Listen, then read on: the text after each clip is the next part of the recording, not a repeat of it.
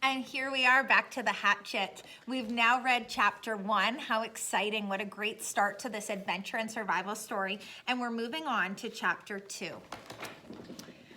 For a time that he could not understand, Brian could do nothing. Even after his mind began working and he could see what had happened, he could do nothing. It was as if his hands and arms were lead-weighted. Then he looked for ways for it not to have happened. Be asleep. His mind screamed at the pilot, just be asleep and your eyes will open now and your hands will take your controls and your feet will move the pedals. But it did not happen. The pilot did not move except for his head rolled on his neck, impossibly loose as the plane hit a small bit of turbulence. The plane! Somehow the plane was still flying.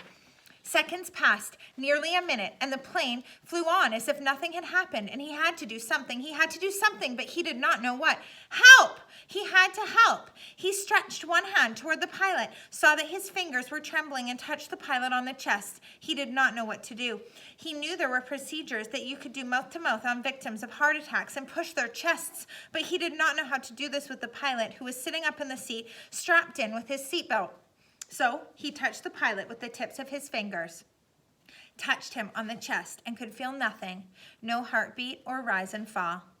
Please, Brian said, but he did not. He did not know what to do. The plane lurched again, hit more turbulence, and Brian felt the nose drop. It did not dive, but the nose went down slightly, a down angle, and increased in speed, and he knew at this angle, this slight angle down, he would ultimately fly into the trees. He could see them ahead on the horizon, where before he could see only sky.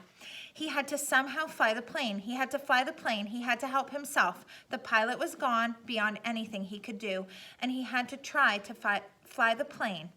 He turned back in the seat facing the front and put his hands on the control wheel. He felt gently on the rubber pedals. He remembered, you pull back on the stick to raise the plane. He knew that from reading. You always pull back on the wheel. He gave it a tug and he slid it back towards him easily. The plane, with the increased speed from the tilt down, swooped eagerly up and drove Brian's stomach down. He pushed the wheel back in, went too far this time, and the plane's nose went below the horizon into a shallow dive. He pulled back up again more gently, and the nose floated up again, not as violently as before. When he had it aimed at the horizon and it seemed to be steady, he held the wheel where it was, let out a breath, which he'd been holding all this time, thinking what to do next. It was a clear blue sky with fluffy bits of clouds here and there, and he looked out the window for a moment, hoping to see something, a town or a village, but there was nothing. Just the green of the trees, endless green and lakes scattered more and more thickly as the plane flew. Where? He was flying, but he did not know where, had no idea where he was going. He looked at the dashboard of the plane, studied the dials, and hoped to get some help. Hoped to find a compass, but it was so confusing, a jumble of numbers and lights. One lighted display in the top center of the dashboard said the number 342. Another next to it said 22.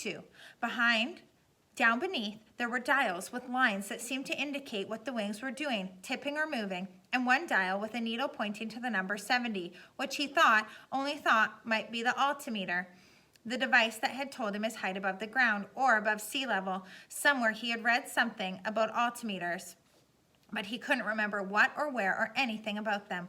Slightly to the left and below the altimeter, he saw a small rectangular panel with a lighted dial and two knobs. His eyes had passed over it 2 or 3 times before he saw what was written in tiny letters on top of the panel.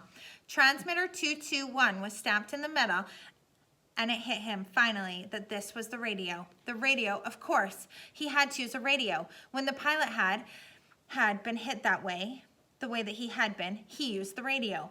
Brian looked to the pilot. The headset was on his head, turned sideways a bit from jamming back into the seat. Brian had to get the headset from the pilot. He reached over to get the headset from the pilot, or he would not be able to use the radio to call for help. His hands began trembling again. He did not want to touch the pilot and did not want to reach for him, but he had to. He had to get the radio. All right, he thought. Now to do this thing. He turned and reached for the headset, slid it from the pilot's head, one eye on the plane, waiting for it to dive. The headset came easily, but the microphone switch at the pilot's belt was jammed in, and he had to pull it to get it loose. When he pulled it, his elbow bumped the wheel and pushed it in the plane. The plane began a shallow dive. Brian grabbed the wheel and pulled it back, too hard again, and the plane went through another series of stomach-wrenching swoops. When things had settled again, he pulled at the mic cord once more and at last moved the cord free. It took him another second or two to place the headset on his own head and position the small microphone tube in front of his mouth. He had seen the pilot use it, had seen him depress the switch at his belt, so Brian pushed the switch in and blew into the mic. He heard the sound of his breath in the headset. Hello? Hello? He repeated it 2 or 3 times. Panic came then. He had not been afraid. He had been stopped with the terror of what was happening. But now panic began to come, and he began to scream into the microphone, help me! Somebody help me! I'm in this plane and I don't know what to do. And he began crying with the screams, crying and slamming his hands against the wheel of the plane, causing it to move down and back up again. But again, he heard nothing but the sound of his own sobs in the microphone, his own screams mocking him coming back through his ears.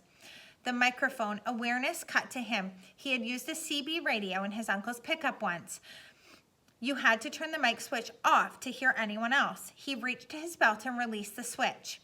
For a second, all he heard was the whoosh of the empty airwaves. Then, through the noise and static, he heard a voice. Whoever is calling on this radio net, I repeat, release your mic switch. You are covering me. You are covering me. Over. It stopped and Brian hit the mic switch. I hear you. I hear you. This is me. He released the switch. Roger, I have you now. The voice was very faint and breaking up. Please state your difficulty and location and say over at the end of every transmission. Please state my difficulty, Brian thought. My goodness, my difficulty. I'm in a plane with a pilot who is and had a heart attack. He is, and I can't fly, and I don't know how to fly. Help me. He turned his mic off without ending the transmission properly. There was a moment of hesitation before the answer. Your signal is breaking up, and I lost most of it. Understand. Pilot, you can't fly. Correct. Over. Brian could barely hear him now. He could only hear noise and static. That's right. I can't fly the plane. It's flying itself. Lost signal. Your location, please. Flight number. Location. I don't know my flight number or location. I don't know anything. I told you. Over.